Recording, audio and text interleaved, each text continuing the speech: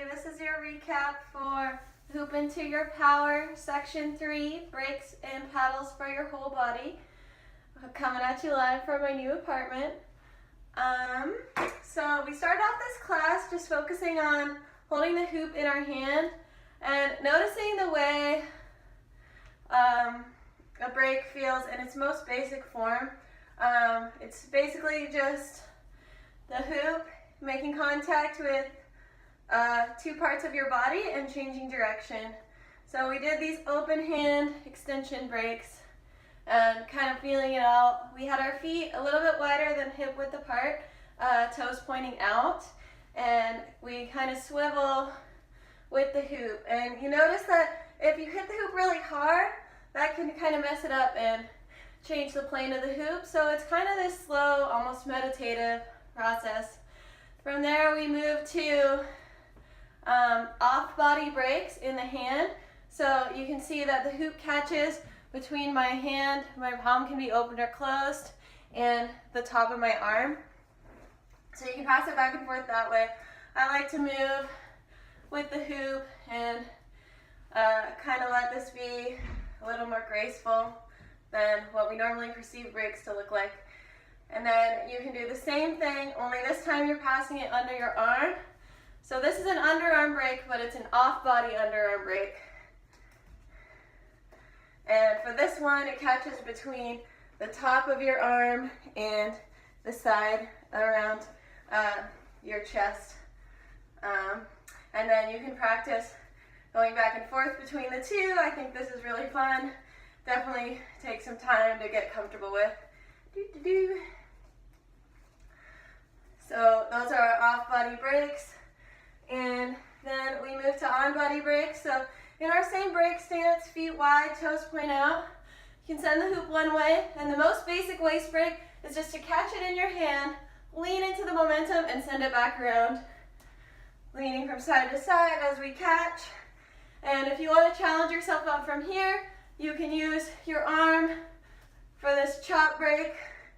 So it's the same idea, just with open arms. And then you can move that brake up to the chest if you're working on chest hooping, and even above the shoulders. So this is the arms inside brake.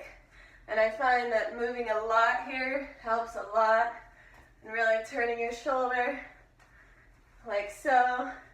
Some of you added a paddle in the middle here just by placing one arm in.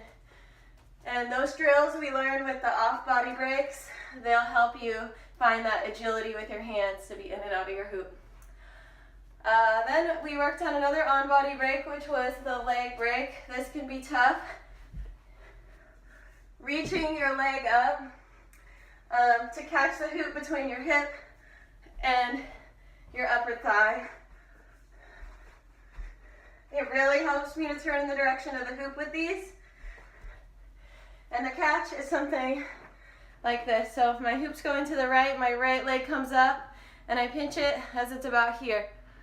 And then it sends back. It won't always send back straight. You can always use your hand to guide it. And the timing for this one is different than your hand brakes. Just, you have to foresee the leg coming up for the hoop a little bit earlier, just because you got a little bit more distance to cover with your knee.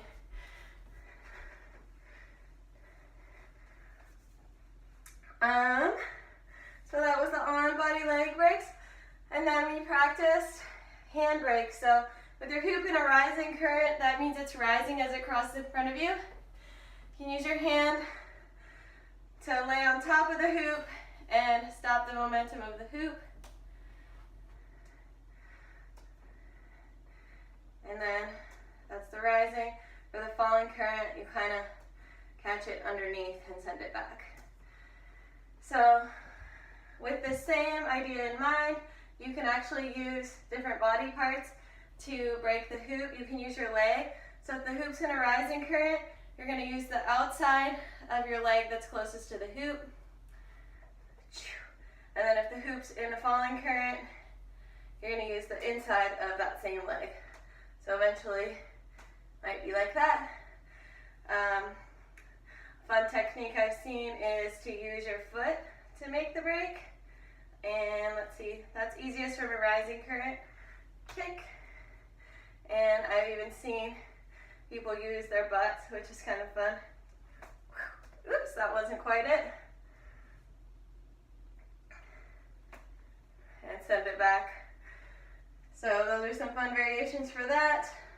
And then we practice the off-body leg break, which starts with this planet orbit move.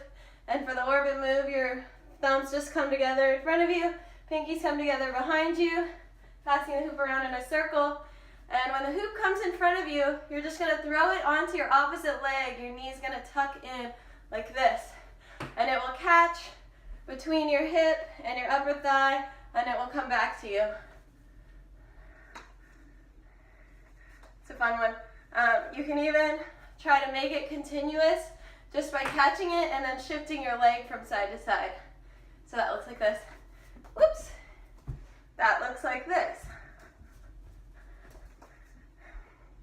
And you can kind of play with that until you lose momentum there.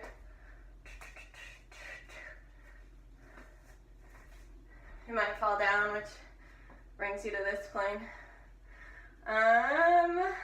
So after that, we worked on our wedgies. You guys taught each other some cool stuff. So for the wedgie, you're gonna have the hoop just right in front of you, and your opposite leg is just gonna come in front, dip the toe in, and you'll notice that knee is bent. And how you get the wedgie going, it looks like this, by the way, is that you're gonna switch what knee is straight, what knee is bent. And the knees are always gonna be kicking in towards each other, and our legs are kind of holding the hoop pretty tight here to keep it from slipping down. Kind of like a dance, like you have to go pee or something. Always makes me smile. So one thing we worked on from the wedgie is turning it into a scissor switch. So when you want to change, the scissor switch changes the plane of the hoop, so it goes from wedgie plane to a flat plane. And for that, you're gonna start to just create a little bit of space between your legs, and then you're gonna bend both knees as you send it around. And see how my hoop's transitioning to this flat knee hooping plane.